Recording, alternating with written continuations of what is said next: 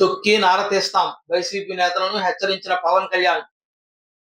చంద్రబాబు నాయకత్వంలో ఉన్న కూటమి ప్రభుత్వం మంచి ప్రభుత్వం, మెతక ప్రభుత్వం కాదు. గుర్తుపెట్టుకోండి. శాంతి భద్రతలకు భంగం కలిగిస్తే సహించం.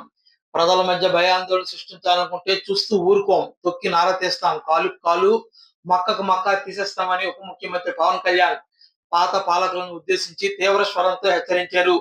రాష్ట్రంలో కూటమి ప్రభుత్వం ఏర్పడి ఏడాది పూర్తయిన సందర్భంగా వెలగపూడి సచివాలయం సమీపంలో సుపరిపాలనలో తొలి అడుగు అనే పేరుతో నిర్వహించిన కార్యక్రమంలో ఆయన వైసీపీ నేతలను హెచ్చరించారు.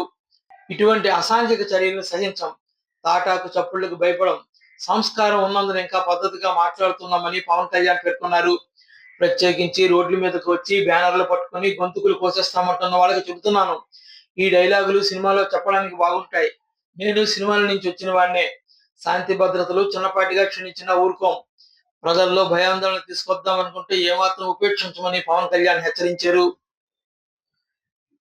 వారికి కూడా బెదిరించే వాళ్ళకి ఈ సందర్భంగా ఒకటే తెలియజేస్తున్నాం, గొంతుకులు కోస్తాం, కుత్తుకలు కోస్తాం, ఇలాంటి నినాదాలకి భయపడే వాళ్ళం ఎవరూ లేము ఇక్కడ. అలాంటివన్నీ చూసే మిమ్మల్ని మీలాంటి వాళ్ళని ఎదుర్కొని ఇక్కడ దాకా వచ్చాం. ఇలాంటి పిచ్చి బెదిరింపులు కానీ, పనికి మాలిన బెదిరింపులు కానీ దయచేసి చేయకండి. తాటాక చప్పులకి ఇక్కడ ఎవరు భయపడేవారు లేరు. ఇంకా సంస్కారం ఉంది కాబట్టి, మాట మీద గౌరవం ఉంది కాబట్టి ఇంకా చాలా పద్ధతిగా మాట్లాడుతున్నాం.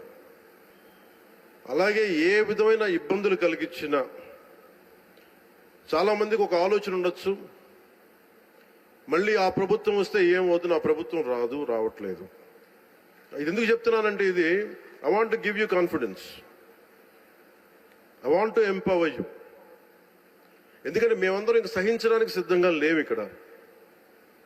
ఈ కూటమి ప్రభుత్వం తక్కువ మేము మాట్లాడుకుంటే 15 నుంచి 20 ఏళ్ళు ఉండాలి. ఎందుకు అనుకున్నామంటే, ఆంధ్రప్రదేశ్ వికసిత్ ఆంధ్రప్రదేశ్గా ఉండాలి, వికసిత్ భారత్లో భాగంగా ఉండాలి. అంటే ఈ ఐక్యత చెడగొట్టే పరిస్థితుల్లో నేను లేను, ఎవరు కూడా లేవు. అలాగే ఇది గత ప్రభుత్వ పాలకులు కూడా ఇది గుర్తుపెట్టుకోవాలి.